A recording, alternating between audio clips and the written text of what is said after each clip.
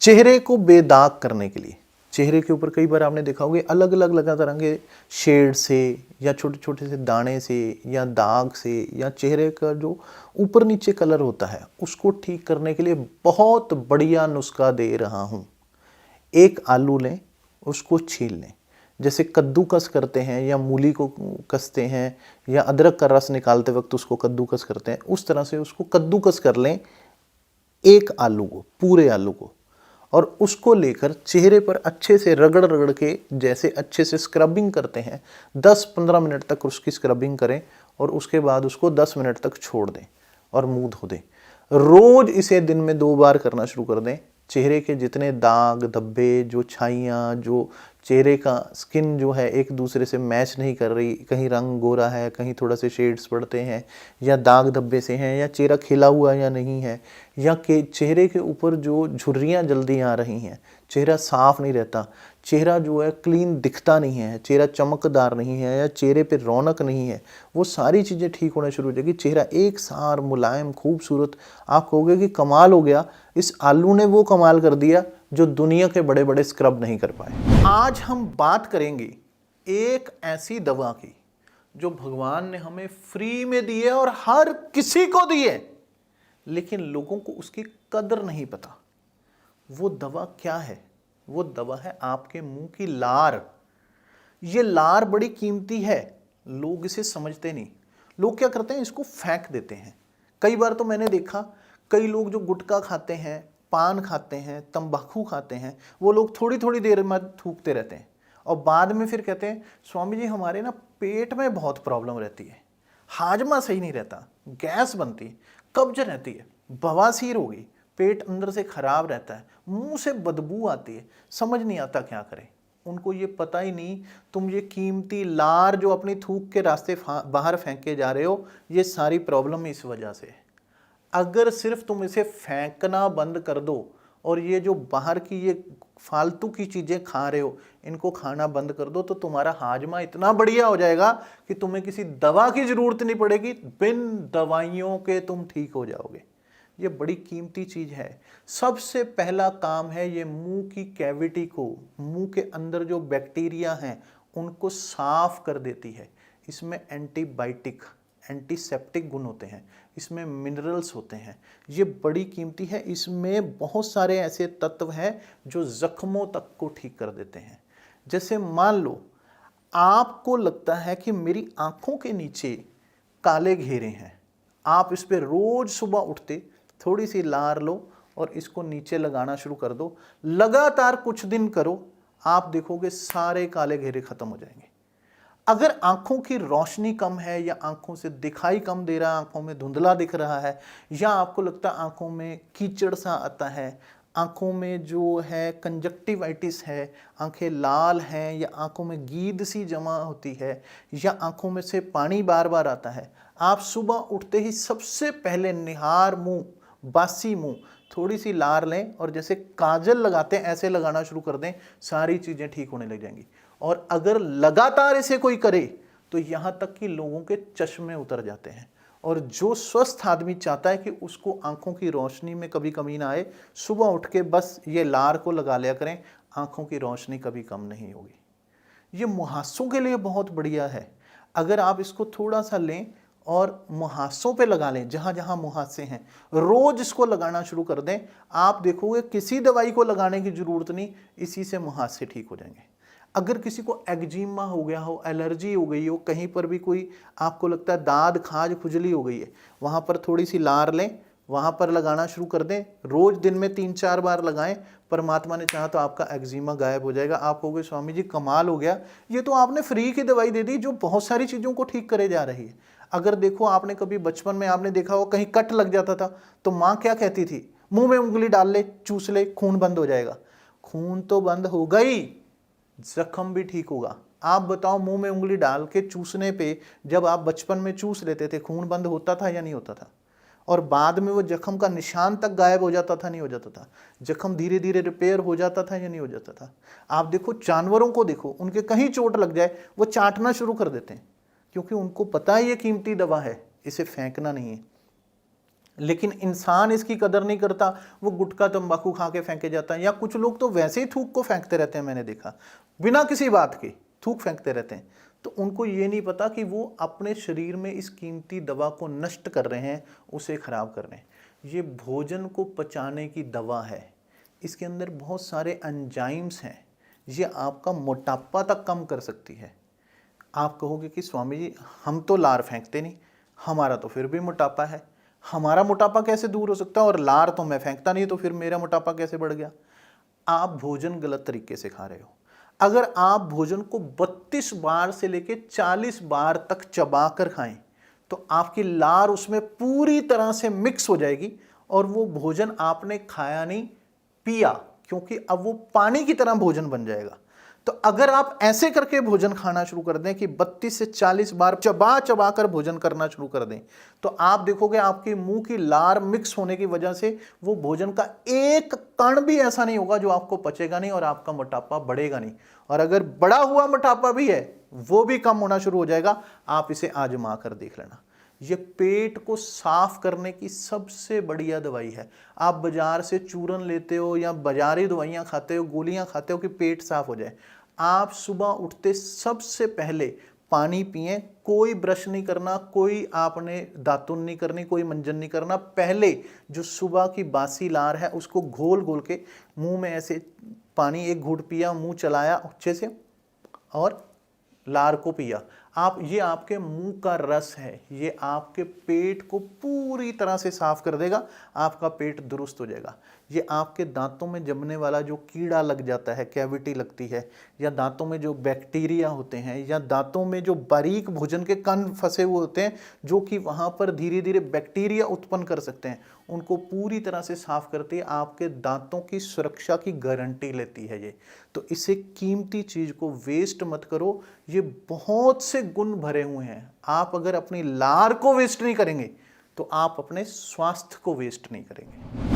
जब आप कसरत करते हो, तो जब आपको लगता है कि मेरे शरीर में इतनी जान है कि मैं कसरत कर सकता हूँ, जो हड्डियों में ताकत महसूस होती है, जिस्म में एक जोश महसूस होता है, वो कैल्शियम के कारण है। कैल्शियम आपको अंदर से घोड़े की तरह फिट रखता है। कैल्शियम आपके शरीर में इतनी एनर्जी भर देता है, इतनी शक्ति भर देता है कि आपको लगता है कोई भी काम कर लूंगा, मेरे लिए आसान है। और जैसे जैसे लोग बूढ़े होते हैं तो वो ये कहते हैं यार हमारे शरीर में दम नहीं रहा, हमारी हड्डियों में जान नहीं, हमारा काम करने को दिल नहीं करता, हम बड़े सुस्त ढीले से मायूस से महसूस करते हैं, बिल्कुल शरीर थका थका रहता है, थकावट सी रहती है, वीकनेस सी महसूस होती है, नींद सही से नहीं आ रही, कमजोरी से महसूस हो रही है। इसका मतलब क्या हुआ? उनकी हड्डियों में जान खत्म हो गई। और हड्डियों में जान कहाँ से आनी थी? कैल्शियम से।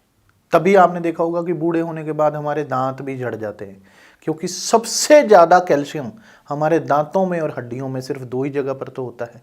और जब कैल्शियम ही कम हो गया तो जान तो अपने आप ही कम हो जानी है।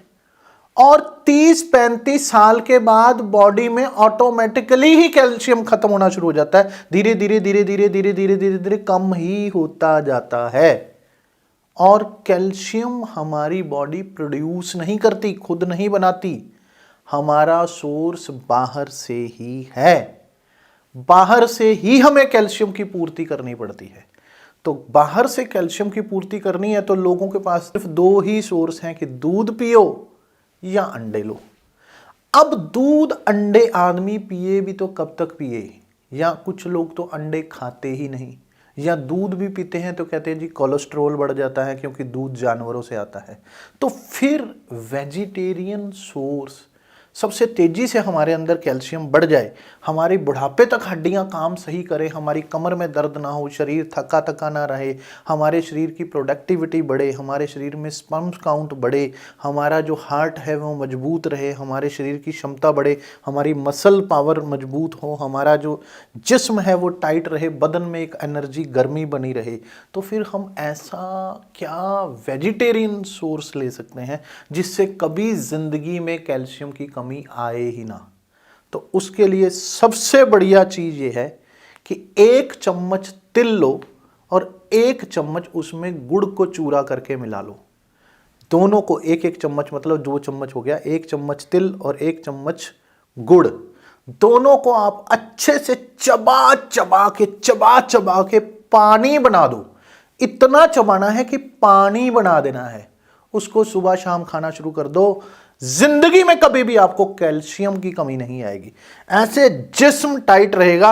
आप कहोगे स्वामी जी क्या चीज बता दी, इसके मुकाबले में तो एक भी चीज नहीं हो सकती। अब मैंने चबा चबा कर लेने के लिए क्यों कहा है, आपने कई बार देखा होगा कि कुछ लोग जब तिल खाते हैं तो टॉयलेट में सुबह साबुत तिल ही बाहर आ जाते हैं, क्योंकि बॉडी तिल को अच्छे से निचोड़ नहीं पाती। तिल के अंदर जो समाया हुआ तेल है या कैल्शियम है उसको बॉडी खींच नहीं पाती। अगर आपने दांतों से चबा चबा कर तिलों को पानी बना दिया तो तिल पूरी तरह से हजम हो जाएंगे। जो तिल के अंदर समाया हुआ कैल्शियम था वो आपके अंदर भरपूर हो जाएगा। आपको जिंदगी में कभी कैल्शियम की कमी नहीं आ सकती। क्या खाएं और क्या ना खाएं, मुझे नहीं लगता कि दुनिया में किसी भी आदमी का क्वेश्चन ये ना हो। हर व्यक्ति ये कहता है कि जी स्वामी जी ये बता दो क्या खाना चाहिए और क्या नहीं खाना चाहिए। मैं ये कहता हूं जो भगवान ने बनाया है वो खाना चाहिए, जो इंसान ने फैक्ट्रियों में बनाया है वो नहीं खाना चाहिए, पहली बात। दूसरी बात, वेजिटेरियन रहना चाहिए, नॉन वेजिटेरियन नहीं रहना चाहिए, क्योंकि परमात्मा ने हमारे शरीर की बनावट इस तरह से नहीं बनाई है कि हम नॉनवेज खाएं और नॉनवेज से अपने शरीर के अंदर एक मांस को, जो एक लाश खाई है उस लाश को हम अपने पेट में पचाएं और फिर हम कहते हैं हमारे पेट में खराबी आ गई। आप अपने पेट को अगर कब्रिस्तान बना देंगे, आप उसमें लाशें गाड़े जाएंगे, तो कब्रिस्तान से क्या होगा, अंदर जाकर बीमारियां ही तो फैलेंगी और क्या होगा। तो क्या खाएं क्या ना खाएं में हमें बहुत सारी समझदारियां करनी पड़ेंगी, बहुत सारी चीजों को क्लैरिटी के साथ समझना पड़ेगा। कोई भी ऐसी चीज जो आपको पेड़ों से मिलती है, जो आपको पौधों से मिलती है, वो चीज आपके लिए लाभदायक है। फल, फ्रूट, सब्जियां, जूस, ऐसी चीजें आपको बहुत ज्यादा फायदेमंद हैं। दूसरी चीज, अगर आपको जानवरों से कोई चीज मिलती है, दूध मिलता है, पनीर मिलता है, मक्खन मिलता है, घी मिलता है, पहली बात तो इसे कम से कम मात्रा में ही खाना चाहिए। ज्यादा मात्रा में हमें इसकी जरूरत नहीं है, क्योंकि जानवर का दूध जानवर के बच्चे के लिए है, हमारे लिए नहीं बना है। लेकिन फिर भी अगर आप इसके शौकीन हैं या आप कहते हैं मुझे बचपन से इसकी आदत पड़ी हुई है, तो इसकी मात्रा को लिमिटेड मात्रा के साथ ही खाएं। जैसे क्या होता है कि जैसे हम कहते हैं आटे में नमक चलता है, नमक में आटा नहीं चलता, ठीक इसी तरीके से अगर आप शाक सब्जियां ज़्यादा खाते हैं, उसके बीच में थोड़ा बहुत ऐसी आइटम ले भी लेते हैं, तो वो आपकी पेट साफ होने की वजह से निकल जाती हैं, तो उसका आपके शरीर पर उतना दुष्प्रभाव नहीं पड़ता। लेकिन अगर आप प्योर मांस ही खाए जा रहे हैं किसी का, अगर आप मांस, मछली इस तरह की चीजें खा रहे हैं, तो ये कायदे से हमने किसी जीव की हत्या की और उसको फिर हमने अपने शरीर में ले लिया और वो आपने अपने शरीर में कब्रिस्तान बनाया। आप जानवर खा रहे हैं, तो ये आपके शरीर के लिए सही नहीं है। दूसरी सोच ये है कि वो खाना खाओ जो जल्दी पचे और पेट से बाहर एग्जिट हो जाए। अगर आप फ्रूट खाते हैं, सब्जियां खाते हैं, वो 3 से 4 घंटे में ही आपके पेट से बाहर होना शुरू हो जाती हैं। लेकिन अगर आप रोटी सब्जी ये खाते हैं, तो ये ज़्यादा से ज़्यादा आपके दिन 8 घंटे से 12 घंटे के अंदर आपके पेट से बाहर हो जाती हैं। लेकिन अगर आप मांस मछली खाते हैं, तो ये 3 दिन तक आपके पेट में सड़ता है। अगर एक जानवर, एक चूहा भी मर जाए, एक बिल्ली भी मर जाए सड़क पर, तो आपको उसमें से इतनी बदबू आती है कि आप नाक बंद करके निकलते हैं कि उसके जर्म्स, उसके कीटाणु या उसके वायरस हमारे शरीर में ना घुस जाएं। और आप एक जानवर को मार के, काट के अपने पेट में ही डाले जा रहे हो, और आपको पता लाश सबसे पहले सड़ती है। कोई भी व्यक्ति मर जाए तो हम कहते हैं उसको बर्फ में लगा दो, नहीं तो आदमी सड़ जाएगा। लाश की फितरत ये है कि वो फटाफट सड़ना शुरू करती है। और जब आप जानवर को अपने पेट में ले लेते हैं, तो वो आपको तो स्वादिष्ट लगा, क्योंकि उसको मसाले वसाले डाल के आपने बना लिया स्वादिष्ट पकाकर, लेकिन जब वो आपके पेट में जाता है तो उसी समय सड़ जाता है। और वो अंदर सड़ना शुरू करता है, जिस वजह से आपकी बॉडी में फर्मेंटेशन होने लग जाती है, आपका पेट खराब होने लग जाता है और आपकी ब्लड में अशुद्धियां मिलना शुरू हो जाती हैं। अगर इसका एक एग्जाम्पल से आप समझना चाहते हैं तो जो लोग मीट ईटर हैं, मीट खाते हैं, चिकन खाते हैं, मुर्गा खाते हैं, बकरा खाते हैं, उन लोगों को कभी आपने देखा होगा वो दांत पे ऐसे करके दांत में मांस का टुकड़ा फंस जाता है, उसको निकालने की कोशिश करते हैं कि वो मीट फंस गया। मैं ये कहता हूं उसको आप 1 आध घंटा ना निकालें, 2 घंटे ना निकालें, पड़ा रहने दे दांत में।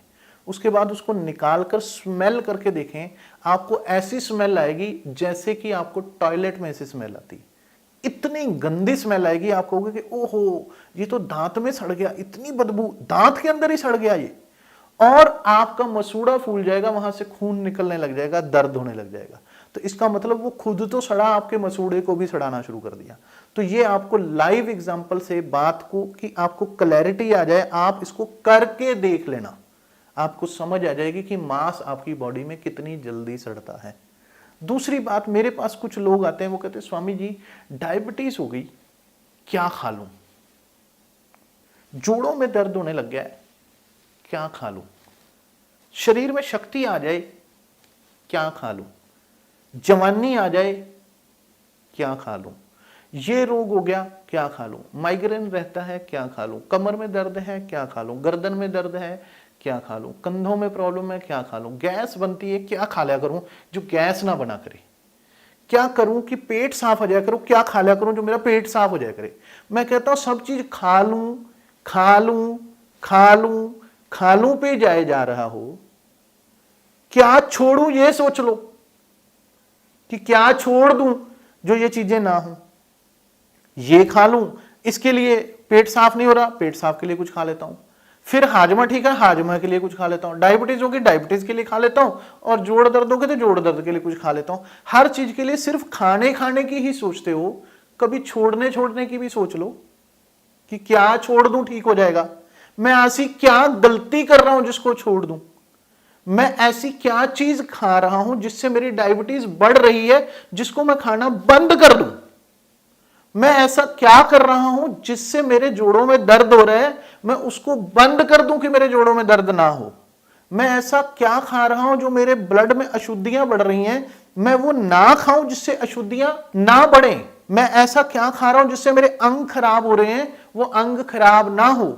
मैं ऐसा क्या ना खाऊं जिससे मेरा लिवर खराब ना हो। मैं ऐसा क्या ना खाऊं जिससे मेरा शरीर खराब ना हो।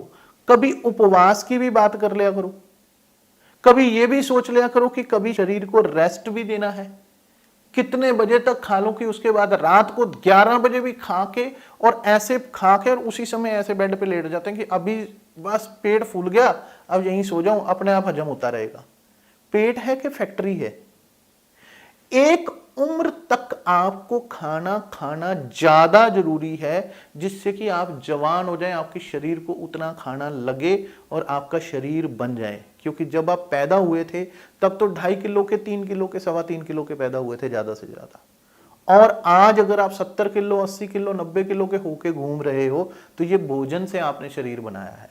लेकिन आपने देखा होगा 22 साल के बाद, 20 साल के बाद तो हाइट भी बढ़नी बंद हो जाती है। फिर तो एक ही चीज बढ़ेगी,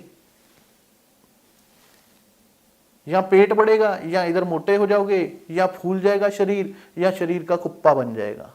तो अब खाना खाना खाना नहीं है, क्या खाएं क्या खाएं क्या खाएं नहीं, क्या छोड़ें क्या छोड़ें क्या छोड़ें भी करना है।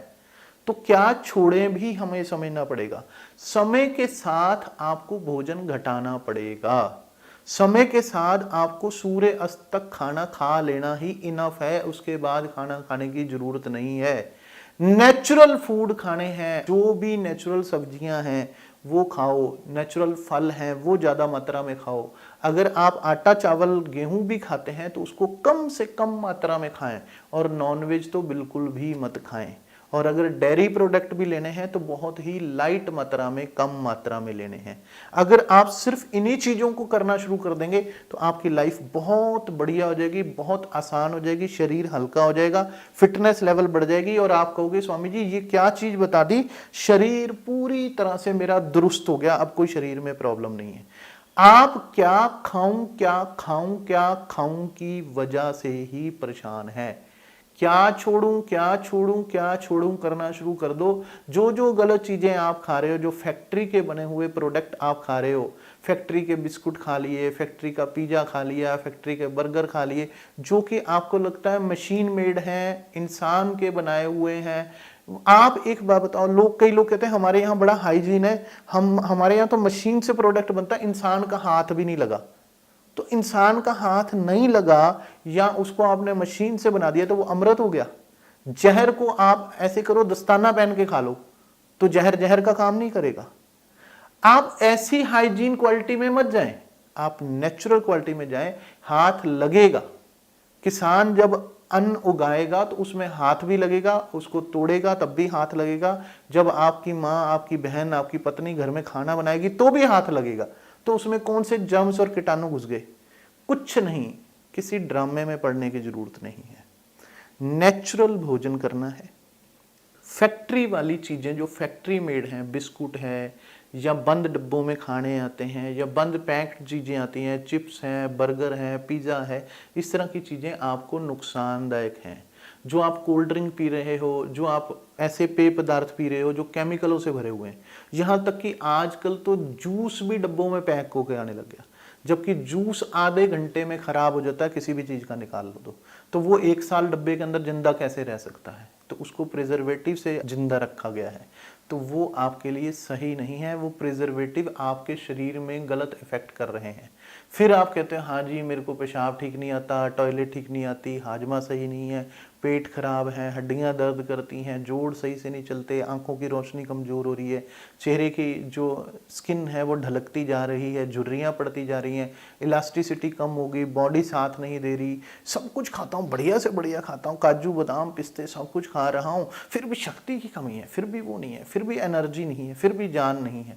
आप शरीर को भरे भरे भरे भरे भरे भरे जा रहे हो, उसको खाली खाली खाली खाली खाली खाली भी करना है। आप हमेशा भोजन को खाते वक्त ये सोचो कि ये खा तो रहा हूं, निकलेगा कैसे और निकलेगा कब, इसमें क्या ऐसी विटामिन, प्रोटीन, मिनरल, कैल्शियम है जो आपकी बॉडी को ताकत देंगे और कितने हैं, क्या ओवरडोज तो नहीं हो रहे। अगर आप बादाम भी ज्यादा खाओगे, काजू भी ज्यादा खाओगे, किशमिश भी ज्यादा खाओगे, ड्राई फ्रूट्स भी ज्यादा खाओगे, वो भी आपके लिए एक लिमिट तक ठीक है। तो आपको अपनी लिमिटेशन भी समझनी पड़ेगी। आप देसी घी भी ज्यादा खाओगे तो टट्टियां ही लगेंगी आपको। और ऐसा नहीं कि देसी घी खाने से आप बहुत तगड़े हो जाओगे। हाँ, अगर आप देसी घी एक लिमिटेशन के अंदर खाएंगे तो वो आपको लाभ पहुंचाएगा। अगर आप भोजन को लिमिटेशन के अंदर करोगे तो वो आपको लाभ पहुंचाएगा। आप मुझे ये बताएं, आप अपने फोन को बार बार चार्ज पे लगा दें, बार बार चार्ज पे लगा दें और बार बार चार्ज करें या चार्ज ही चार्ज करते रहें तो क्या होगा? उसको चार्ज भी करना है, खर्च भी करना है। आप जो खा रहे हो क्या उसे खर्च कर रहे हो? इस पे कभी आपने ध्यान दिया? आप कितनी मेहनत करते हो जो और खाना कितना खाते हो, मुझे ये बताइए, उसका बैलेंस करके देखो। जितना आप मेहनत करते हो, जितना आप कंज्यूम कर सकते हो, उससे ज्यादा खाना मत खाओ।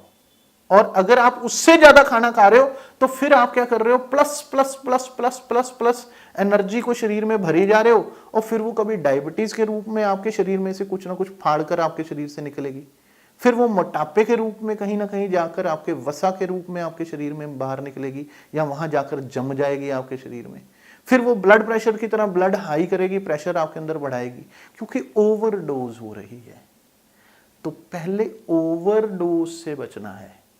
ओवरडोज सिर्फ दवाइयों में नहीं होती, खाने में भी होती है। क्या आप ओवरडोज खाना तो नहीं खा रहे हो? जरूरत से ज्यादा तो नहीं खाए जा रहे हो? हर चीज का आप इलाज खाने से ढूंढते हो। ये हो रहा इसके लिए क्या खा लूं, ये हो रहा उसके लिए क्या खा लूं। क्या सिर्फ आप खाने खाने से इलाज नहीं ढूंढ रहे हो? क्या आपको फूड एडिक्शन नहीं हो गया है? जैसे लोग कहते हैं कि मुझे इस चीज का एडिक्शन हो गया, इस चीज का, नशे का एडिक्शन हो गया, बीड़ी का हो गया, सिगरेट का हो गया, तंबाकू का हो गया। क्या फूड एडिक्शन नहीं है? फूड ओवरडोज तो नहीं हो रहा है? आप इस पे भी जरा ध्यान दें, और अगर इस पे ध्यान देंगे तो आपका शरीर स्वस्थ रहेगा। और अगर खाना है तो सिर्फ नेचुरल चीज़ों पे ज़्यादा ध्यान दो, आप लंबे समय तक टिके रहेंगे, लंबे समय तक फिट रहेंगे, ना मोटापा आएगा, ना बीमारियां लगेंगी, ना व्याधियां पैदा होंगी, ना ब्लड में अशुद्धियां होंगी, ना पेट खराब रहेगा, ना ही आपको शरीर अंदर से जकड़ा रहेगा, ना ही जोड़ दर्द होंगे, ना ही थकावट होगी। उल्टा जितना आप नॉर्मल ढंग से खाना खाएंगे और एक लिमिट तक खाना खाएंगे, उतनी शरीर में एनर्जी बढ़ती जाएगी, एनर्जी बढ़ेगी। अगर घटे तो मुझे पकड़ लेना, आप करके देखो, आप कहोगे स्वामी जी जो चीज आपने बताई इसने कमाल कर दिया।